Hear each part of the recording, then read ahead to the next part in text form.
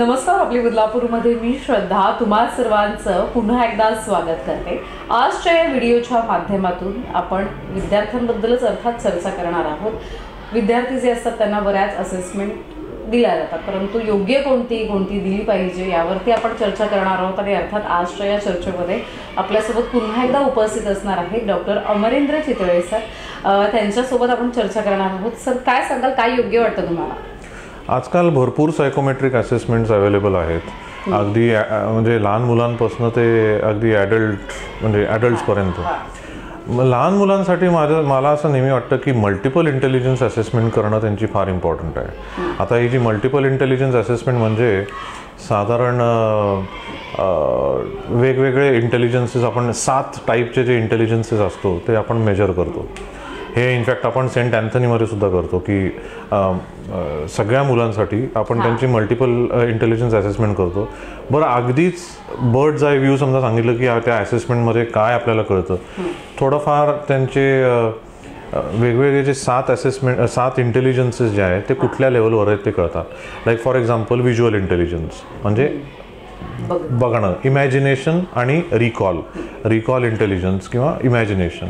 त्यानंतर logical intelligence, intrapersonal intelligence, interpersonal intelligence, fine motor skill and gross motor skill म्हणजे फुल body movement आणि delicate काम करणे, तो इंटेलिजन्स। साधारण एक लिंग्विस्टिक इंटेलिजन्स म्हणजे ते लँग्वेजमध्ये कसे आहेत। म्युझिकल अँड इमोशन्स इंटेलिजन्स, तो एक आहे। सो असे हे वेगवेगळे इंटेलिजन्स टाईप्सची लेवल कळते आपल्याला।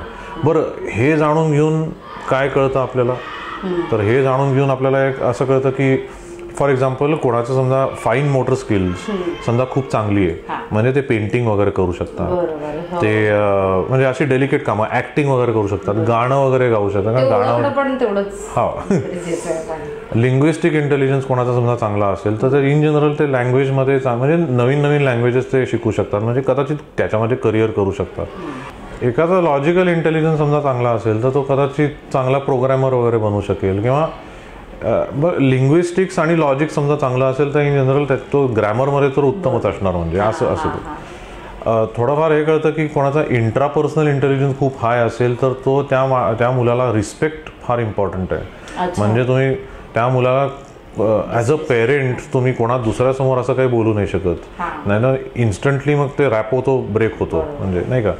इंटरपर्सनल इंटेलिजन्स, बरं, आणखीन एक इंटरेस्टिंग गोष्ट, इंटरपर्सनल इंटेलिजन्स ज्या मुलाचा जास्त असतो, ओके, आणि समजा तो इमोशन्सवाला जो इंटेलिजन्स असतो तो सुद्धा समजा जास्त असेल तर हे जे मूल आहे ते कोणाशीही इझिली कनेक्ट होऊ शकतं इमोशनली, जो थोडासा प्रॉब्लेम आहे। म्हणजे कोणाशी समजा इमोशनली कनेक्ट झालं तर मग हा जरा इट्स मोर, म्हणजे ही टेंडन्सी असते की child might get hurt, okay.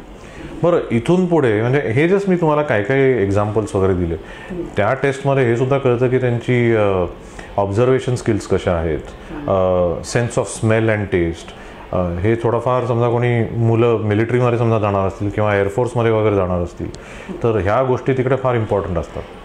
तर हे जेव्हा कळतं तेव्हा इन जनरल आपल्याला त्या मुलाची लर्निंग स्टाईल कळते की तो व्हिज्युअल लर्नर आहे का ऑडिटरी लर्नर आहे, म्हणजे बघून शिकतो का ऐकून शिकतो का करून शिकतो, किनेस्थेटिक लर्नर।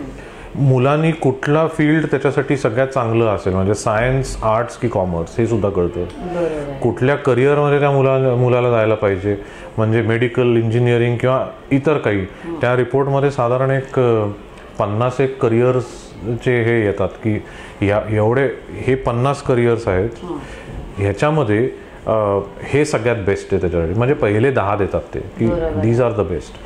म्हणजे कुठेतरी पेरेंट्सना सुद्धा आणि मुलाला सुद्धा एक गाईडलाईन मिळते की ठीक आहे, माझा कल, माझ्या ब्रेनचा जो कल आहे तो या साईडला आहे, म्हणजे मग ते प्रोॲक्टिव्हली ते त्या मुलाला ते तसं शिकवायला वगैरे लागतात। म्हणून माझ्या मते की मल्टिपल इंटेलिजन्स असेसमेंट ही मुलांसाठी सगळ्यात चांगली आहे। तर धन्यवाद सर दिलेल्या माहिती संदर्भात। यापुढे सुद्धा आपण बऱ्याच विषयांवरती, वेगवेगळ्या विषयांवरती चर्चा करूयात। तुर्तास इथेच थांबतोय। व्हिडिओ जर्नलिस्ट प्रिया देशमुख सह श्रद्धा ठोंबरे, आपल्या बदलापूर।